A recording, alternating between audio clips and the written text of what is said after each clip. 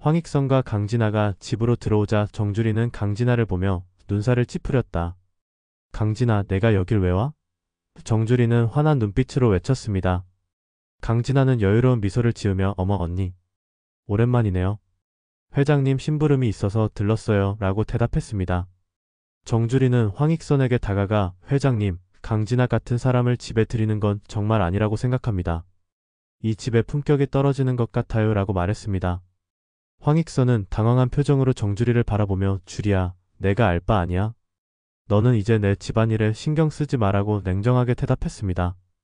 분노가 치밀어 오른 정주리는 회장님, 저 사람이야말로 이 집의 문제를 일으킬 사람입니다. 회장님은 왜 저 사람에게 이렇게 관대한 거예요? 라고 외쳤습니다. 강진아는 그런 정주리를 비웃으며 언니, 정말 참견이 심하시네요. 그게 아마 언니가 이 집에서 점점 설 자리를 잃는 이유일 거예요 라고 도발했습니다. 정주리는 도저히 참을 수 없다는 듯 강진아에게 다가가 겉절이 국물을 일부러 옷에 쏟으며 그럼 내가 이 집의 문제를 어떻게 해결하는지 지켜보자 라고 소리쳤습니다. 강진아는 놀란 표정을 지었지만 곧 비웃으며 언니가 아무리 발버둥 쳐도 난 이미 회장님의 신임을 얻었어요. 언니는 이제 끝난 거야 라고 대답했습니다. 이 장면을 지켜보던 황익선은 강진아의 손을 붙잡고 진아야, 괜찮아. 저 사람은 이제 내 신경 쓸 일이 아니야. 오늘은 여기까지 하자며 강진아를 달랬습니다.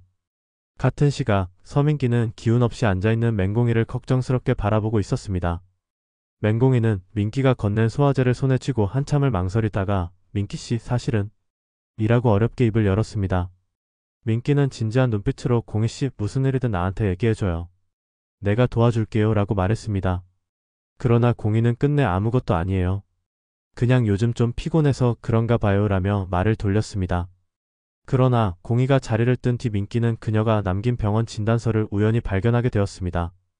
진단서에는 맹공이가 임신 중이라는 충격적인 사실이 적혀 있었습니다. 민기는 믿을 수 없다는 듯 진단서를 바라보며 공희씨가 나한테 이런 얘기를 숨기다니 라고 중얼거렸습니다. 그는 한참 동안 고민하다 결국 공희를 찾아가기로 결심했습니다. 한편 강진아는 황익선에게 회장님, 정주리 언니 같은 사람은 빨리 정리하셔야죠. 저렇게 뒤에서 불만만 늘어놓고 본인 위치도 제대로 모르는 사람은 곤란합니다 라고 속삭였습니다. 황익선은 강진아의 말을 듣고 고개를 끄덕이며 내 말이 맞아.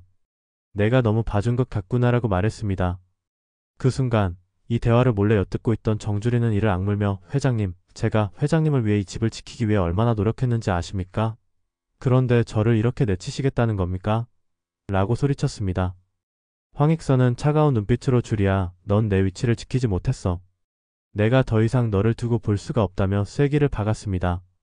정주리는 주저앉아 눈물을 흘리며 회장님, 제가 모든 걸 바쳤는데 이럴 수는 없어요. 라고 절규했습니다. 이 모든 상황을 지켜본 한성민은 기회라고 생각하며 비열한 미소를 띠고 정주리에게 다가갔습니다. 정주리, 내가 그렇게 믿었던 회장님이 결국 널 배신했네?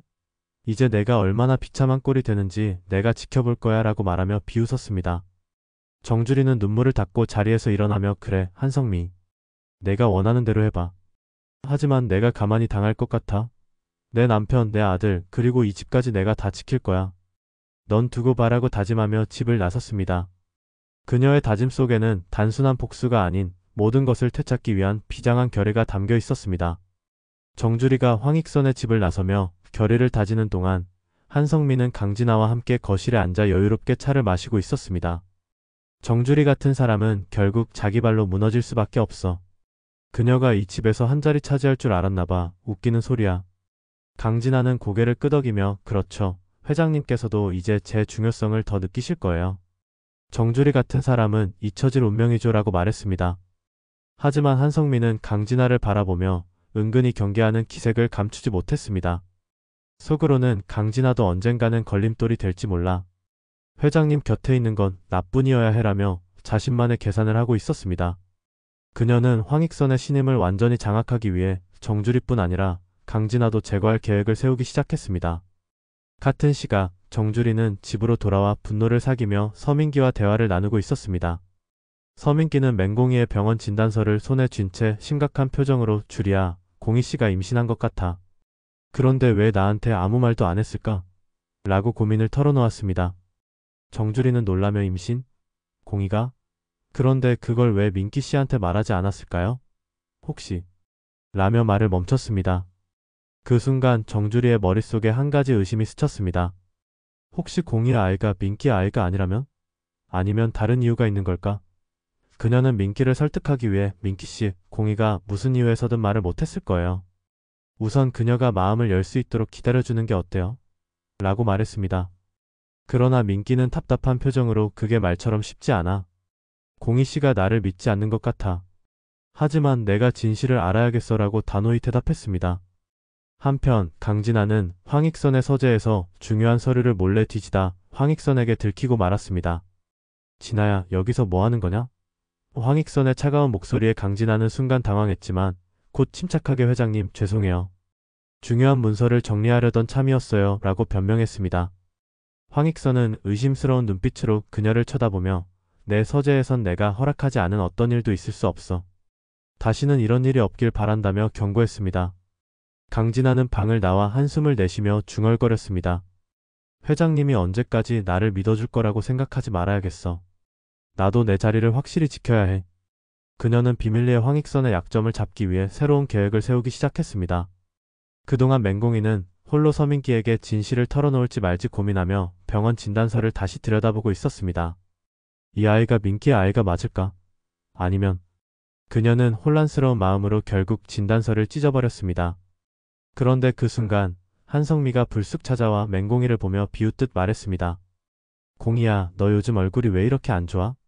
혹시 무슨 비밀이라도 있는 거야? 맹공이는 당황하며 아니요, 그런 건 없어요 라고 얼버무렸지만 한성미는 의미심장한 미소를 지으며 그런데 말이야, 너와 민기 사이에 뭔가 이상한 게 있는 것 같더라?